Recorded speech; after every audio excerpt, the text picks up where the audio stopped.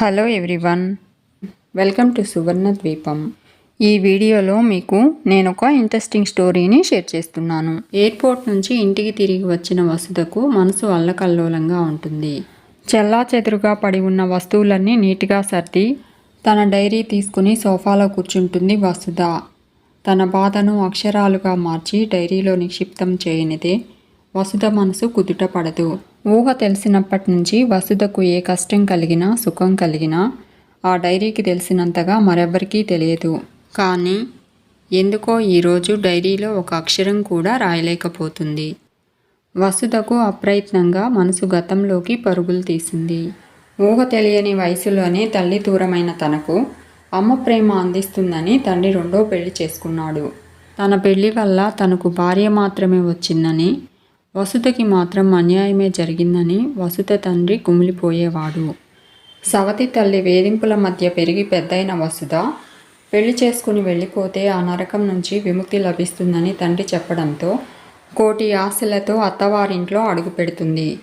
అక్కడ తన పరిస్థితి చూసిన వసుధకు తను పెనం మీద నుంచి కెంతి పొయ్యిలో పడ్డానని అనతి కాలంలోనే అర్థమైంది. అత్తగారి వేధింపులకు తోడు భర్త నిరంజన్ నిరంకుశ ప్రవర్తనతో పనివాళ్ల ముందు బంధువుల ముందు అవమానించడం నిత్యకృత్యమైపోయింది. వసుధకు ఆ ఇంట్లో పని మనిషికున్న విలువ కూడా లేదని తెలిసి మొదట్లో బాధ అనిపించినా క్రమంగా భరించడం అలవాటు చేసుకుంటుంది. తను పని ఎంత బాగా చేసినా అందులో లోపాలను వెతికి నీకు ఏ పని చేయడం చేత కాదా అంటూ అరుస్తూ ఉండేవాడు నిరంజన్. నాకేమీ రాదండి, మీరు ఎలా చేయమంటే అలాగే చేస్తాను అని వసుధ అంటూ ఉంటే నిరంజన్ ముఖం విజయగర్వంతో వెలిగిపోయేది. వసుధకి అతని అహంకారం చూస్తుంటే నాకు కాదు, మీకే ఏమీ తెలియదు అని అరచి చెప్పాలనిపించేది. నాకంటూ కొన్ని ఆశయాలు ఉన్నాయి, అవన్నీ మీ వల్లే సమాధి అయ్యాయి అని నిలదీయాలనిపించేది. కానీ ఆ తర్వాత తన చెంప చెళ్ళుమనిపించడం గుర్తొచ్చి మౌనం వహించేది వసుధ. అత్తగారు హార్ట్అటాక్తో చనిపోయినప్పటికీ నిరంజన్ ఏమాత్రం మారలేదు. పిల్లలు పుడితే మారతాడనుకుంటుంది వసుధ. అజయ్ సుజయ్ పుట్టిన తరువాత కూడా నిరంజన్ నిరంకుశత్వం ఏమాత్రం మారలేదు. వసుధను రాచి రంపాన పెట్టి పైశాచిక ఆనందం పొందేవాడు. అతను అరిచే అరుపులకు పిల్లలు భయపడి వసుధ వెనక దాక్కునేవారు. అతను ఆఫీస్కి వెళ్ళిపోయాక వసుధ బాధను దిగమింగి పిల్లలను ఓదార్చేది. ఇలా రోజులు సాగిపోతున్నాయి. కుటుంబ అవసరాలు తీర్చడం మాత్రమే తన బాధ్యత అన్నట్లు వ్యవహరించేవాడు నిరంజన్. పిల్లలను ఏ రోజు దగ్గరికి తీసుకుని ప్రేమను చూపించకపోగా క్రమశిక్షణ పేరుతో దూరం పెట్టేవాడు. తోటి పిల్లల్లా తల్లిదండ్రులతో పార్కులకు, సినిమాలకు, టూర్లకు వెళ్ళాలని పిల్లలు ఆశపడతారని వసుధే వాళ్లను ప్రతి ఆదివారం పార్కుకు తీసుకెళ్లి ఆడించేది. అప్పుడప్పుడు సినిమాలకు కూడా తీసుకెళ్తూ ఉండేది. పిల్లల సంతోషంలో తన సంతోషం వెతుక్కునేది వసుధ. వసుధ పెంపకంలో పిల్లలు చక్కగా చదువుకుని ప్రయోజకులవడంతో వసుధ చాలా సంతోషపడుతుంది. అజయ్ విదేశాలకు వెళ్ళి చదువుకుంటాను అంటే నిరంజన్ అక్కర్లేదు అంటాడు. అజయ్ బాధపడడం చూసిన వసుధ తన నగలు తాకట్టు పెట్టి అజయ్ని లండన్కి పంపిస్తుంది. అజయ్ ఉన్నత విద్య పూర్తి చేసుకుని అక్కడే ఉద్యోగం తెచ్చుకుంటాడు. త్వరలోనే తాకట్టులో ఉన్న వసుధ నగలు కూడా విడిపిస్తాడు. సుజయ్కి కూడా ఇంజనీరింగ్ పూర్తవడంతో సుజయ్ని కూడా లండన్కు పంపించి చదివిస్తుంది వసుధ. ఇక అజయ్ తన కొలీగ్ ఫాతిమాను ప్రేమిస్తాడు. ఫాతిమాను పెళ్లి చేసుకుంటానని వసుధకు చెప్పి వసుధను నిరంజన్తో మాట్లాడి ఒప్పించమంటాడు. నిరంజన్ ససేమిరా అంటాడు. కొడుకుని గారాబం చేసి చెడగొట్టావే అంటూ వసుధను నిరంజన్ తిడుతూ ఉంటే అజయ్, నాన్న మీకు చెప్పడం వరకే నా బాధ్యత, మీరు ఒప్పుకున్నా ఒప్పుకోకున్నా ఈ పెళ్లి ఆగదు, మీకు అంగీకారం అయితే పెళ్లికి రండి అంటూ శుభలేఖ నిరంజన్కిచ్చి వెళ్ళిపోతాడు. నిరంజన్తో పాటు వసుధ కూడా షాక్ అవుతుంది. నిరంజన్ పెళ్లికి వెళ్ళకపోవడంతో వసుధ కూడా ఆగిపోతుంది. పెళ్లి కార్యక్రమాలు పూర్తి చేసుకుని లండన్ వెళ్ళిపోతూ అజయ్, ఫాతిమా వసుధ నిరంజన్ల ఆశీర్వాదం కోసం వస్తారు. నిరంజన్ వాళ్ళనేమీ అనలేక వసుధ మీద కోపం వెళ్ళగక్కుతాడు. కొత్త కోడలి ముందు తనను అలా అవమానించడంతో వసుధ కన్నీటి పర్యంతమవుతుంది. అజయ్, ఫాతిమా లండన్ వెళ్ళిపోతారు. వసుధ వల్లే అజయ్ పెళ్లి జరిగిందని రోజుకొకసారైనా తిట్టేవాడు నిరంజన్. ఈసారి చిన్న కొడుకుకైనా తనకు నచ్చిన సంబంధం చేయాలనుకుని తమ బంధువుల పిల్లను మాట్లాడి సుజయ్ని పెళ్లికి ఒప్పిస్తాడు. తనకు నచ్చిన సంబంధం కావడంతో పెళ్లి ఏర్పాట్లు దగ్గరుండి జరిపించాడు. పెళ్లిలో వేదిక మీద కూడా తన మీద అజమాయిషీ చేస్తూ ఒకటే అరుపులు, కేకలు. ఇదంతా చూస్తున్న వాళ్లలో ఒక్కరైనా నిరంజన్కు బుద్ధి చెప్పకపోగా ఆమెను చూసి నవ్వుకోసాగారు. అదంతా భరించడం వసుధకు చాలా కష్టంగా ఉంది. ఇంతలో పంతులు గారు తమలపాకులు, వక్కలు అడగడంతో పంతులు గారికి తమలపాకులు ఇచ్చి వక్కల కోసం వెతుకుతూ ఉంటుంది వసుధ. అసలు వక్కలు తెప్పించావా లేదా? నీలాంటి చవటను పెళ్లి చేసుకోవడం నాది బుద్ధి తక్కువ అని అరుస్తూ కళ్ళు తిరిగి పడిపోతాడు నిరంజన్. అతని పక్కన ఉన్నవాళ్లు అతన్ని పట్టుకుని వేదిక మీద నుంచి కిందికి తీసుకుని వస్తారు. అప్పుడే పంతులు గారికి వక్కలు ఇచ్చి నిరంజన్ దగ్గరకు వస్తుంది వసుధ. అతనికి షుగర్ డౌన్ అయిందని చెప్పి నిరంజన్కి స్వీట్ తినిపిస్తుంది. నిరంజన్ కాసేపటికి నార్మల్ అవడంతో మళ్ళీ వేదిక మీదకు వెళ్ళి అజమాయిషీ చేస్తూ ఉంటాడు. పెళ్లి పెద్దలంతా అతని బంధువులు కావడంతో ఒక్కరైనా అతని నోటి దురుసు తగ్గించుకోమని చెప్తారని ఆశించిన వసుధకు నిరాశ ఎదురైంది.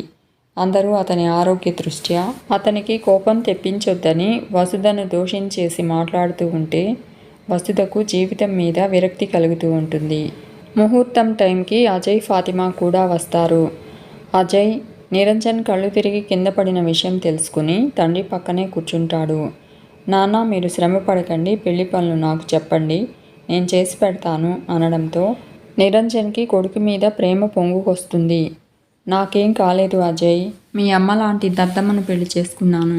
ఏ పని సరిగ్గా చేయదు, అందుకే నాకు బీపీ పెరిగిపోతుంది అంటాడు. అన్నీ తెలిసిన అజయ్ కూడా ఏమీ మాట్లాడకపోవడంతో బహుశా అసలే అనారోగ్యంతో ఉన్నాడని మౌనంగా ఉన్నాడేమో అని అనుకుంటుంది వసుధ. కొడుకు పెళ్లిలో పుట్టెడు దుఃఖంలో ఉన్న తన మీద తనకే జాలి వేస్తుంది. తనంత దురదృష్టవంతురాలు ఈ భూమి మీద లేదని బాధపడుతుంది వసుధ. పెళ్లి కార్యక్రమాలన్నీ పూర్తయ్యి ఇద్దరు కొడుకులు, కోడళ్ళు లండన్కి ప్రయాణమవుతూ ఉంటారు. ఇద్దరు కొడుకులు బయలుదేరబోతూ నిరంజన్ని తనని పిలిచి కూర్చోబెడతారు. అమ్మా, నాన్న, ఇంతకాలం మీరు ఎలా ఉన్నప్పటికీ ఇక నుంచైనా ప్రశాంతంగా ఉండండి. మీరు ఇలా గొడవ పడుతూ ఉంటే అక్కడ మేము ప్రశాంతంగా ఉండలేము. మాకు వర్క్ ప్రెషర్ ఎక్కువగా ఉంటుంది. మీకు ఇలా రోజు సర్ది చెప్పాలంటే కుదరదు. దయచేసి మీరు అర్థం చేసుకోండి అంటాడు అజయ్. వసుధ అజయ్ వైపు వింతగా చూస్తుంది. ఇంతలో సుజయ్, అవునమ్మా, మీరు ఇలా రోజు గొడవ పడడం బాలేదు. మీ మధ్య అభిప్రాయ భేదాలు ఉంటే మాట్లాడుకుని పరిష్కరించుకోండి. అలా కుదరదు, కలిసి ఉండలేమంటే మీరు విడివిడిగా ఉండడానికి ఏర్పాట్లు చేస్తాము అంటాడు. వసుధ, నా పిల్లలేనా వీళ్ళ కోసమా ఇంతకాలం కష్టాలు పడ్డాను అని అనుకుంటుంది. నువ్వే నాన్నకు ఎదురు తిరగకుండా అరుపులు అలవాటు చేసేవనేవారు. మరి ఇప్పుడు ఎందుకు ఇలా మాట్లాడుతున్నారు? నాన్నకి ఆరోగ్యం బాలేదని ఇద్దరికీ కలిపి చెప్పినట్లు చెప్తున్నారా? అసలు తనకు గొడవ పడ్డం తెలిసి ఉంటే వీళ్ళ జీవితాలు ఇలా ఉండేవా? పెళ్లిలో అలా అందరి ముందు అమ్మని అవమానించడం తప్పు అని చెప్పలేదు అంటే ఆయన అనారోగ్యంగా ఉన్నారనుకున్నాను. ఇంట్లో అయినా అడగలేదంటే పెళ్లి సరదాలో ఉన్నారనుకున్నాను.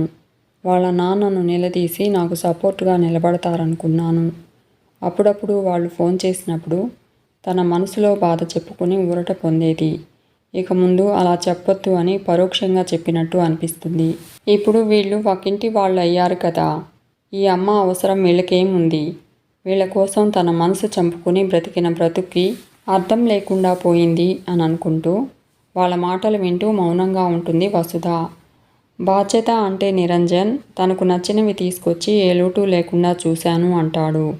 పిల్లల దృష్టిలో బాధ్యత అంటే డబ్బు పంపిస్తాం, మంచి హాస్పిటల్లో చూపించుకోండి అంటారు. అంటే నీ కష్టాలు నువ్వు పడు, మాకేం సంబంధం అంటారు అనుకుంటూ తనకంటూ ఎప్పుడూ విలువ లేదు, ఉండదు అని అనుకుంటుంది వసుధ. పగిలిన గుండెతో సెండ్ ఆఫ్ ఇవ్వడానికి ఎయిర్పోర్ట్కి వస్తుంది. ఎప్పటిలా పిల్లలు భయ చెప్తూ ఉంటే బాధ అనిపించలేదు.